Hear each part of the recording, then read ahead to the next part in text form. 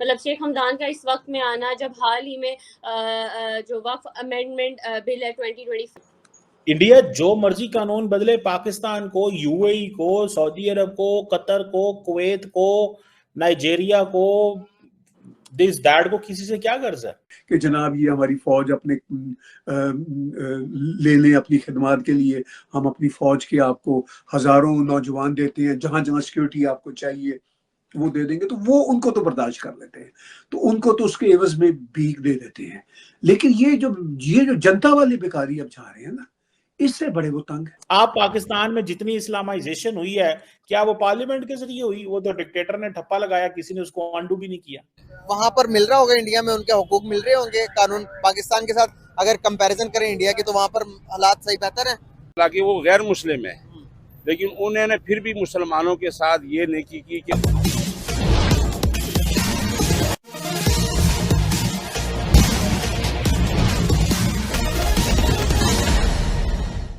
मतलब शेख हमदान का इस वक्त में आना, जब हाल ही में जो वक्फ अमेंडमेंट बिल है 2025, उसमें हमने देखा जैसे कवानीन पर तनकीदी नज़र डाली जा रही है। तो आपको नहीं लगता कि बीइंग अ मुस्लिम या मुस्लिम नुमाइंदे होने के तौर पर क्या शेख हमदान का फ़र्ज़ बनता है, या फिर वो करेंगे इस बारे में बात मुस्लिम अक़लियत के बारे में? इंडिया जो मर्जी कानून बदले, पाकिस्तान को, यूएई को, सऊदी अरब को, कतर को, कुवैत को, नाइजीरिया को, दिस दैट को किसी से क्या गर्ज है? देखें उनका ताल्लुक क्या है, वो आएंगे भाई, वो आके बात करेंगे न्यूक्लियर एनर्जी कोऑपरेशन पे कि जनाब ये हमारी फौज अपने ले लें अपनी खिदमत के लिए, हम अपनी फौज के आपको हजारों नौजवान देते हैं, जहां जहां सिक्योरिटी आपको चाहिए वो दे देंगे, तो वो उनको तो बर्दाश्त कर लेते हैं, तो उनको तो उसके एवज में भीख दे देते हैं। लेकिन ये जो जनता वाले बेकारी अब जा रहे हैं ना, इससे बड़े वो तंग है। फिर अनफॉर्चुनेटली देखिए ये भी खबरें हैं, और मैंने खुद अपनी आंखों से यूएई में देखा, मैं सऊदी अरब में खैर ये नहीं देख सका, लेकिन खबरें आ रही हैं कि पाकिस्तान से अनफॉर्चुनेटली जो सेक्स वर्कर्स हैं वो जा रही हैं। वो बात करेंगे long term liquefied natural gas के ऊपर, कि किस तरह सप्लाई एग्रीमेंट अबू धाबी और इंडिया करना चाहते हैं। इंडिया की जो ऑयल कॉर्पोरेशन लिमिटेड है और Abu Dhabi national oil company है, वो किस तरह ये एग्रीमेंट करेंगे। वो फोकस कर रहे हैं कि हम जो है स्ट्रेटेजिक पेट्रोलियम रिजर्व कोऑपरेशन करें, कि इंडिया अपने स्ट्रेटेजिक जो पेट्रोलियम रिजर्व बढ़ाना चाहता है, अबू धाबी उसमें क्या मत करेगा, वो इन चीजों में बात करेंगे। अब क्या सवाल ये पैदा होता है, देखें पाकिस्तान में भी हमारे यहाँ बड़ा बैकलैश हुआ, बड़ी बातें की गई वक्फ बिल के हवाले से। मैं कहता हूं जी कि देखें आपको इंडिया की नेचर समझनी होगी। इंडिया की नेचर ये है कि इंडिया इज नाउ, वहां पे एक हिंदू मेजॉरिटेरियन गवर्नमेंट है। वो कह रहे हैं कि इंडिया एक हिंदू स्टेट है। तो देखिए मतलब वो वहां पे डिफरेंट निजाम है। अच्छा फिर ये क्रिमिनल्स जा रहे हैं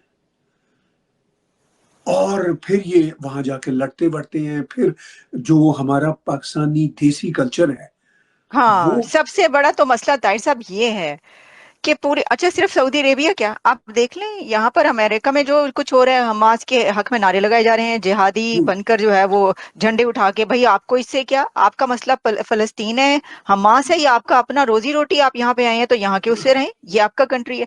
तो ये तो पूरी दुनिया में है। ये क्या कर रहे हैं मुसलमान नहीं कर रहे, ये बस पाकिस्तानी, बांग्लादेशी और थोड़े बहुत इंडिया के मुसलमान, ये वो हरकतें कर रहे हैं।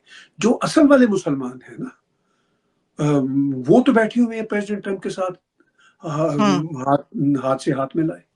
प्रेसिडेंट ट्रंप तो वहां पे $1 ट्रिलियन की इन्वेस्टमेंट कर रहे हैं सऊदी अरब की मदद से। फ्लोरिडा में अभी पिछले दिनों समिट भी किया था उन्होंने, और वो तो सदके वारी जाते हैं। और प्रेसिडेंट ट्रंप जो है वो तो अपना पहला दौरा ही जो है फॉरेन विजिट, वो ही सऊदी अरब का करने जा रहे हैं। हाँ।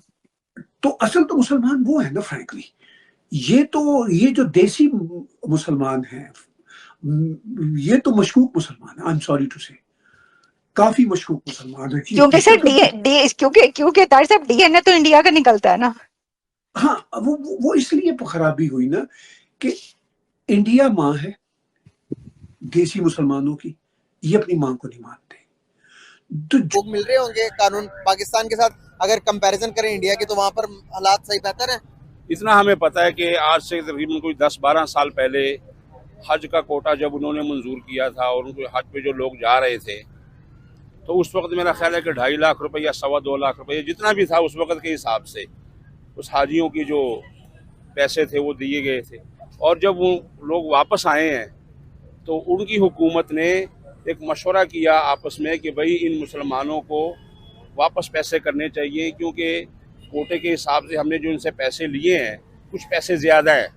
तो उस हालांकि वो गैर मुस्लिम है, लेकिन उन्होंने फिर भी मुसलमानों के साथ ये नेकी की कि उस वक़्त 20,000 या 40,000 जो भी था उन्होंने वापस किया। ठीक है ना, इतना तो वो करते हैं। बिल्कुल सही। आप मतलब ये देख आप समझ रहे हैं कि कहना चाह रहे हैं आप रमजान में देख लें, रमजान में देख लें, आम बाजारों में जा किसी बैरून मुल्क 50% डिस्काउंट दिया उन्होंने। 50% ना हो, कम से कम 30% तो होता है। उन्होंने इंडिया के गवर्नमेंट ने रमजान आने के यहाँ पे ये हालात थे, यहाँ पे ये हालात थे कि जो फ्रूट गैर रमजान में 200 रुपए किलो था वो 500 हो गया।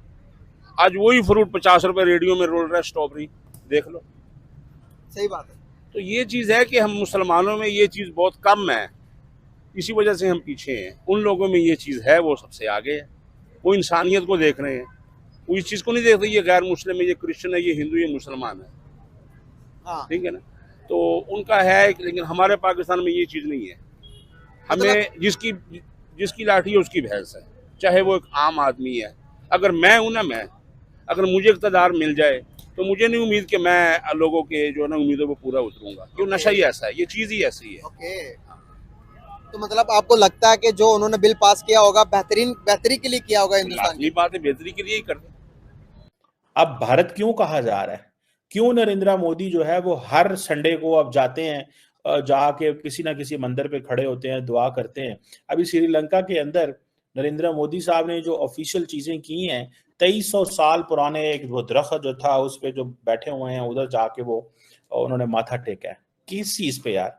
ऑफिशियल विजिट पे वजीर आजम गया हुआ, क्या कर रहे हैं वहां पे वो जाके?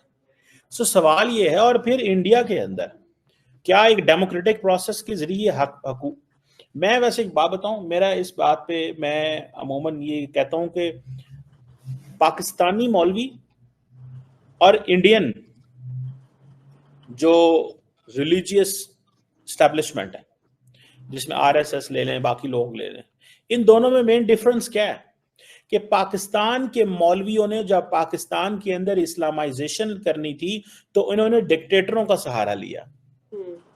फौज की मदद से पाकिस्तान के अंदर इस्लामाइजेशन की गई, एक डेमोक्रेटिक प्रोसेस के जरिए इस्लामाइजेशन नहीं की गई। आप इंडिया के हिंदुओं को ये चीज का क्रेडिट दें कि उन्होंने एक डेमोक्रेटिक प्रोसेस के जरिए जो भी कर रहे हैं, हमें बुरा लग रहा होगा, हमें गलत लग रहा है, वो गलत है, उन्होंने सही नहीं किया, उन्होंने गलत किया है, वो गलत है, भाई जो मर्जी कहें, पर क्या उन्होंने अपनी पार्लियामेंट के जरिए उस चेंजेस की हैं कि नहीं की? आप पाकिस्तान में जितनी इस्लामाइजेशन हुई है, क्या वो पार्लियामेंट के जरिए हुई? वो तो डिक्टेटर ने ठप्पा लगाया, किसी ने उसको अंडू भी नहीं किया।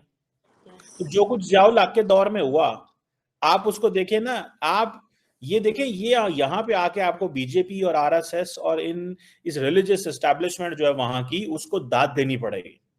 और वो दाद इस बेस पे देनी पड़ेगी कि इन लोगों ने जो भी तब्दीलियां लाई डेमोक्रेटिक प्रोसेस के लिए, आप उसे हिंदू मेजॉरिटेरियनिज्म कहें, भाई वो कहते हैं हम हैं हिंदू, आपको क्या मसला है? जो अपनी माँ को ना माने, अब देखना पाकिस्तान हो, बांग्लादेश हो, उनकी जो मदरलैंड है, जिस माँ धरती से ये अलग हुए हैं, वो भारत है। वो कहते हैं नहीं, हम भारत से अलग ही नहीं हुए, हम तो कहीं आसमान से उतरे थे। ये टीपू सुल्तान ने बांग्लादेश की बुनियाद रखी थी और ये मुगलों ने ये बुनियाद रखी थी पाकिस्तान की। अब आप अपनी माँ के बारे में झूठ बोलते हो, इससे बड़े बदकिस्मत कौन होंगे, इससे बड़े जाली कौन होंगे? देखिए ना, मैं अपनी माँ के बारे में झूठ मैं अपने बारे में झूठ बोल लूं, आपके बारे में झूठ बोल लूं, चल जाएगा। मैं अपनी माँ के बारे में झूठ बोलूंगा तो इसका मतलब यह है कि मैं अपने होने को डिनाई कर रहा हूं।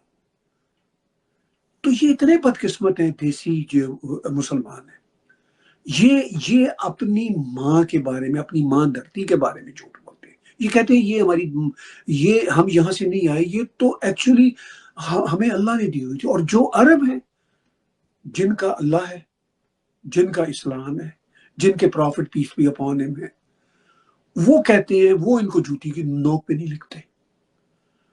तो ये सोचना होगा देसी मुसलमानों को कि वो बुल्ले शाह ने कहा था कि हाजी लोग मक्के नू जाते, असा जाना तख्त हजारे।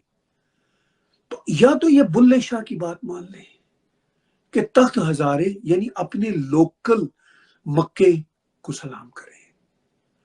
जो मक्का अरबों का है वो उनका है। वो बड़े ग्रेट लोग हैं, बड़े प्रैग्मेटिक लोग हैं अरब, बड़े समझदार लोग हैं।